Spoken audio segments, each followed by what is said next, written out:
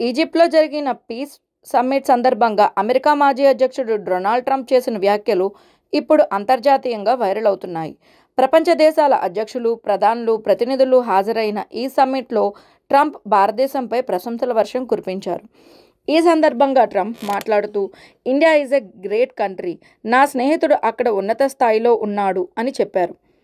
ఆ సమయంలో ఆయన వెనుక పాకిస్తాన్ ప్రధాని షెహబాజ్ షరీఫ్ కూర్చున్నారు. ట్రంప్ తన ప్రసంగంలో భారత్-పాక్ మధ్య సఖ్యత ఉండాలని, రెండు దేశాలు శాంతియుతంగా కలిసి జీవించాలని ఆశిస్తున్నానని పేర్కొన్నారు. ఇంతలోనే ట్రంప్ సరదాగా పాక్ ప్రధానిని తిరిగి చూస్తూ, భారత్తో గొడవ లేకుండా సఖ్యతగా ఉంటారు కదా అని అడిగారు. అప్పటి వరకు ప్రశాంతంగా ఉన్న షెహబాజ్ షరీఫ్ ఒక్కసారిగా సిగ్గుపడుతూ నవ్వుకున్నారు. ఆ ప్రశ్నకు సమాధానం ఇవ్వలేక కేవలం తల ఊపడం మాత్రమే చేశారు. ట్రంప్ ప్రసంగం ముగిసిన తర్వాత షెహబాజ్ షరీఫ్ కూడా మైక్ తీసుకొని ట్రంప్పై ప్రశంసల జల్లు కురిపించారు.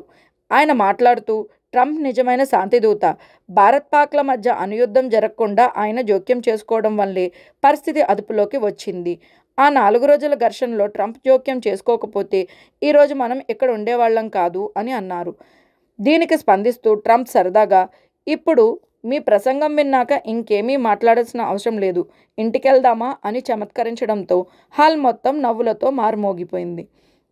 ట్రంప్ వ్యాఖ్యలు పాక్ ప్రధాని స్పందనతో ఆ సమ్మిట్లో జరిగిన ఈ చిన్న ఎపిసోడ్ ఇప్పుడు ప్రపంచ మీడియాలో హాట్ టాపిక్గా మారింది.